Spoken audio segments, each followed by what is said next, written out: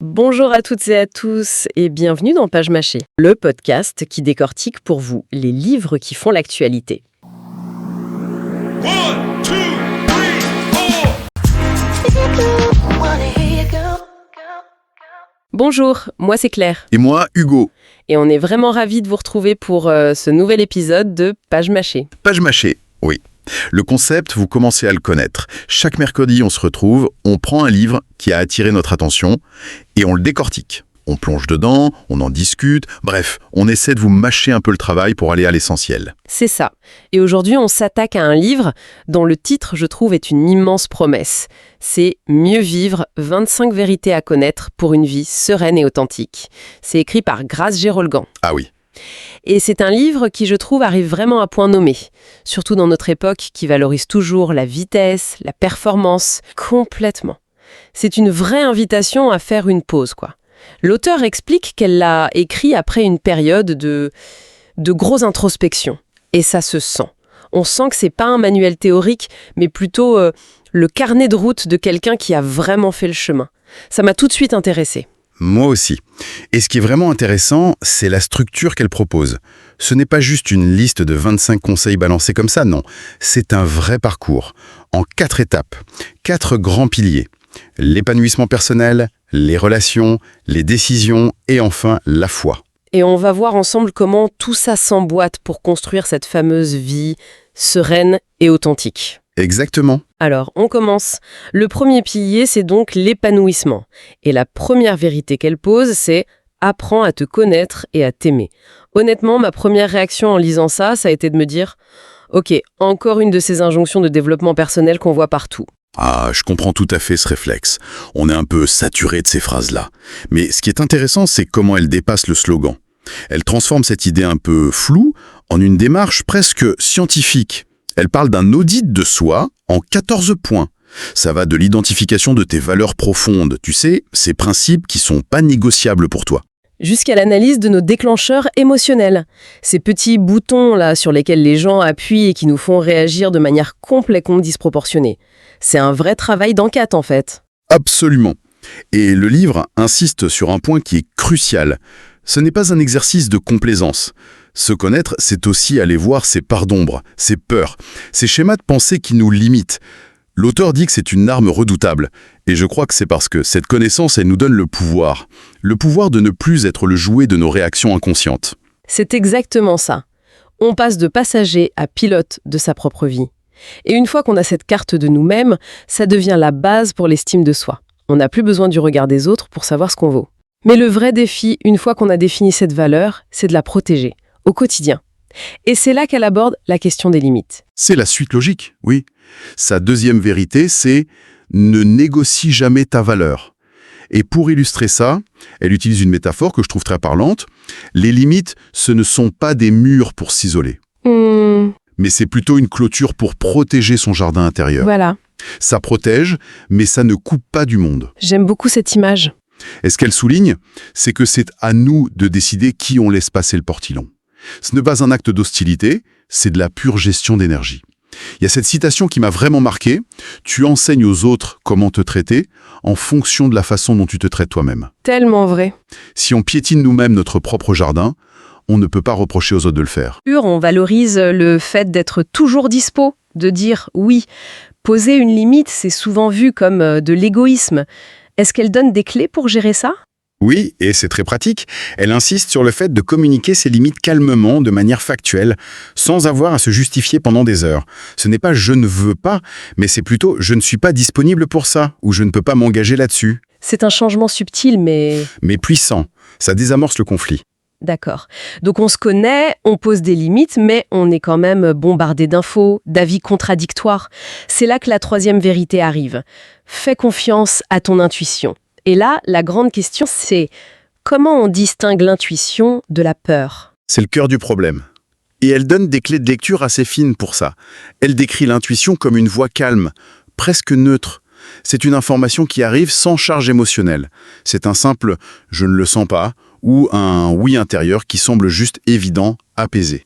Alors que la peur, elle est bruyante, Exactement. elle est anxiogène, elle raconte des histoires, elle imagine le pire. C'est souvent lié au passé. Le livre suggère vraiment de faire attention à la tonalité de cette voix, de sentir si ça vient de la sagesse ou de la panique. C'est une compétence qui se travaille. Et pour finir ce premier pilier, on arrive à une idée assez vertigineuse. Ce qui n'a pas été assimilé reviendra. L'idée que les schémas qui se répètent dans nos vies, ces relations qui se ressemblent, ces problèmes récurrents, ce n'est pas une fatalité. Ah, ça, c'est une perspective qui change tout. Au lieu de subir en se disant « pourquoi ça m'arrive toujours à moi ?», l'auteur nous invite à nous demander « qu'est-ce que la vie essaye de m'apprendre ici ?» Elle donne son propre exemple avec des amitiés où elle se faisait tout le temps exploiter. Elle a fini par comprendre que ce n'était pas la faute des autres. C'était sa propre peur de l'abandon qui l'a poussée à trop donner. Et c'est un changement de paradigme complet. On passe du statut de victime à celui d'élève. La vie devient une salle de classe, quoi. Une fois que t'as compris la leçon, l'examen ne se présente plus. C'est ça. Et c'est ce travail sur soi qui nous amène logiquement au deuxième pilier, les relations. Oui, on bascule vers les relations. Et ça commence fort avec un conseil qui peut paraître un peu froid au premier abord. Pratique le détachement. Le mot fait un peu peur, c'est vrai. Il peut faire peur, oui, mais elle précise tout de suite que ce n'est pas de l'indifférence. Le détachement, c'est une sorte de souveraineté émotionnelle. C'est décider que ton bonheur, ta paix ne dépendent pas entièrement des autres, de leurs actions, de leurs humeurs. C'est aimer sans s'accrocher en fait. Accepter que l'autre est libre. Et pour gérer ça, il y a cette métaphore de la maison que j'ai trouvée géniale. Elle nous invite à voir notre vie comme une maison avec différentes pièces et à décider qui a accès à quoi. C'est une image très forte aujourd'hui, parce que la culture digitale nous pousse à tout montrer tout le temps. L'idée de compartimenter, ce n'est pas de la méfiance, c'est juste une stratégie de survie mentale pour protéger son énergie. C'est ça, tout le monde n'a pas vocation à entrer dans notre intimité. Elle détaille bien les niveaux. Il y a les gens qui restent sur le seuil, des collègues par exemple. D'autres sont invités sur la terrasse pour des conversations sympas, mais voilà. En surface, les amis proches, eux, entrent dans le salon. Et le cercle intime a accès à la cuisine, là où on peut être soi-même, même quand c'est le bazar. Exactement. Et enfin, il y a la chambre, l'espace ultime de l'intimité, réservé à très peu de monde. Ça force à faire un audit de son carnet d'adresses. On réalise qu'on a peut-être laissé des gens s'installer dans le salon alors qu'ils devraient à peine être sur le paillasson. C'est la vérité suivante. Connais ta place dans la vie des autres. Ça demande une honnêteté qui peut être brutale parfois. Si on réalise qu'on est juste un ami de terrasse pour quelqu'un qu'on voyait comme un intime, il faut l'accepter, sans drame, et ajuster ses attentes. Ce qui nous amène à cette phrase qu'elle cite de Maya Angelou et qu'elle martèle. Quand les gens te montrent leur vrai visage, crois-les. Et elle ajoute « la première fois ». Oui. C'est un appel à arrêter de se mentir à soi-même, d'arrêter de trouver des excuses pour des comportements qui ne sont pas acceptables. Une trahison, un manque de respect, ce n'est pas un accident, c'est une information. Et ignorer cette information, c'est s'exposer à être blessé à nouveau. Mais alors, quitte du pardon. On a l'impression que c'est contradictoire. C'est là que le livre apporte une nuance essentielle. Pardonner ne signifie pas refaire le chemin ensemble. Ah oui, ça c'est... C'est peut-être l'idée la plus libératrice de tout le chapitre.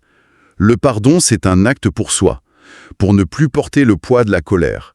On peut pardonner à quelqu'un dans son cœur et ne plus jamais le revoir. La réconciliation, c'est autre chose. C'est un processus à deux. Ça demande des excuses, un changement. Ce n'est pas toujours possible, ni même souhaitable. Une fois qu'on a, en quelque sorte, assaini son paysage relationnel, on peut se concentrer sur ses propres choix. On arrive au troisième pilier, les décisions. Et là, le livre nous met face à une réalité pas facile. On ne gagne pas toujours. L'idée de voir l'échec comme une formation gratuite, c'est séduisant, mais est-ce que ce n'est pas un peu simpliste ? Quand tu viens de perdre ton boulot ou de voir un projet s'effondrer, c'est difficile d'adopter cette perspective sur le moment.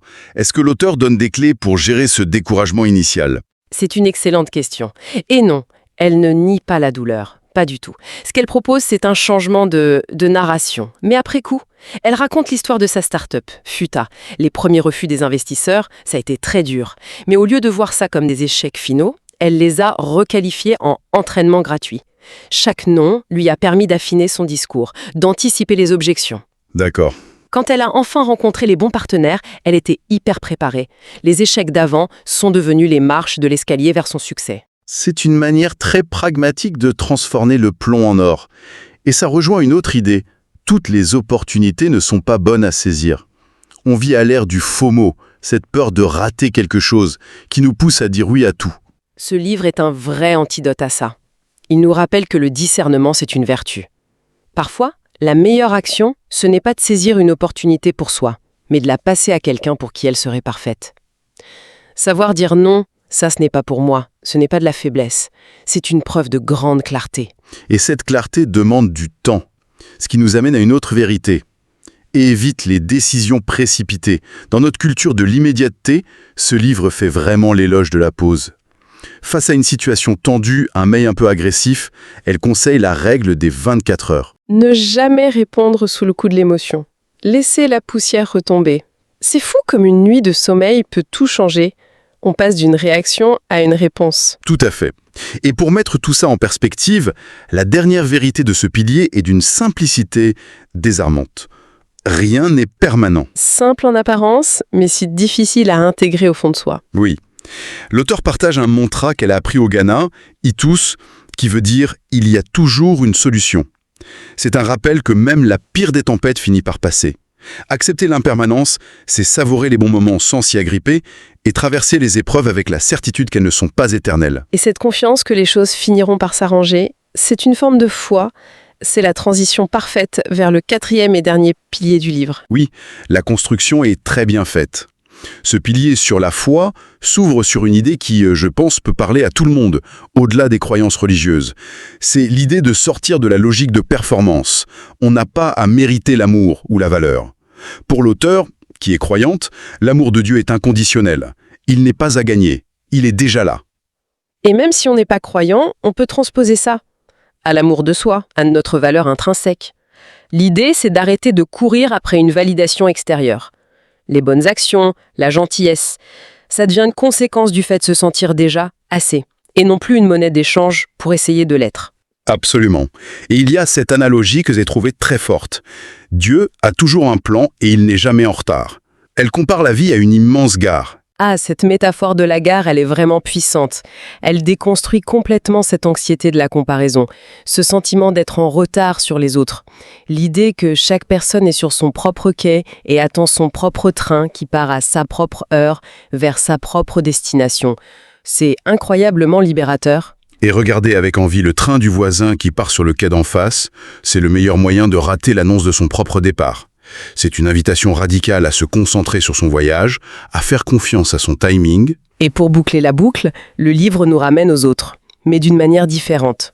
La toute dernière vérité, c'est « accompagne les autres dans leur moment ». C'est la touche finale parfaite. Après tout ce chemin vers soi, on nous invite à tourner notre regard vers l'extérieur. Mais pas n'importe comment. Il s'agit d'apprendre à se réjouir sincèrement pour les autres, sans jalousie. Et d'être présent dans leur souffrance, sans chercher à réparer ou à donner des conseils. Juste être là. C'est l'empathie pure. Il y a cette phrase qui conclut presque le livre « La joie partagée se multiplie, la peine partagée se divise ». Le voyage commence par soi pour s'achever dans la communauté. C'est un très beau message. Pour résumer, ce livre de Grace Girolgan, c'est une sorte de spirale vertueuse.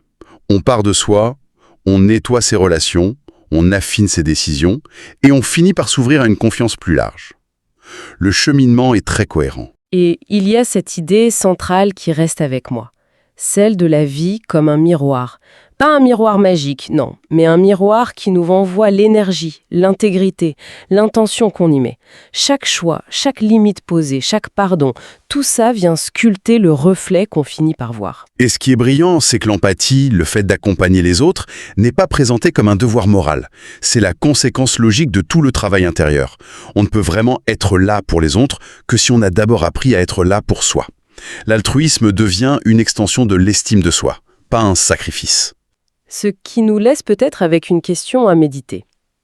Si la vie est vraiment un miroir, quelle est l'image, la qualité la plus importante qu'on aimerait y voir se refléter ? Et pour être plus concret, parmi toutes ces vérités qu'on a juste effleurées, laquelle, si on commençait à l'appliquer aujourd'hui, pourrait commencer à polir ce miroir et à sculpter ce reflet ? Voilà de quoi réfléchir. En tout cas, si cette approche vous a parlé, on ne peut que vous recommander la lecture de Mieux vivre de Grace Girolgan. C'était Page Mâchée. Merci beaucoup pour votre écoute. On se retrouve mercredi prochain pour un nouveau débrief. Et d'ici là, bonne lecture.